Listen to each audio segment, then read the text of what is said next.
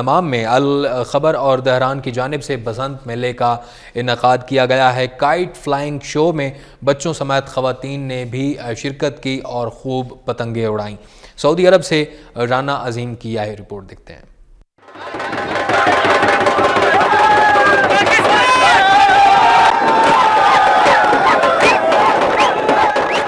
Saudi अरब के शहर Dammam में अल खबर और दहरान काइट क्लब की जानिब से मुनक्कदा बसंत मेले में जद्दा, रियाज और दीगर शहरों से पाकिस्तान की बड़ी तादाद शरीक थी, जिन्होंने रंग बिरंगी पतंगों के जरिए जहां आसमान को भर दिया, वहीं पाकिस्तानी सकाफत को भी उजागर किया।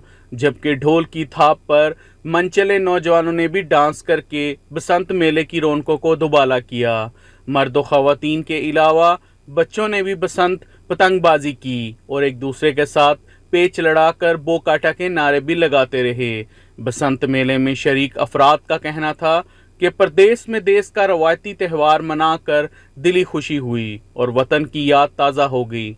शुरका का कहना था कि पाकिस्तान में भी बसंत को खुली जगहों पर मनाने की इजाज़त दीगर बसंत के त्यौहार को जिंदा रखा जा सकता है। मुझे ऐसा लग रहा है कि मैं लाहौर में खड़ा हूँ इस वक्त, कितना मजा आ रहा है। मेरी लाइफ में ये पहली बसंत है और ऐसा लग रहा है कि सीरियसली लिटरली मैं लाहौर में खड़ा बसंत में हूँ। देसी माहौल है, ये हमारा कल्चर है, इसी कल्चर को हमने आगे बढ़ाना है और इसी कल्चर को हमने हमेशा रिप्रेजेंट करना है।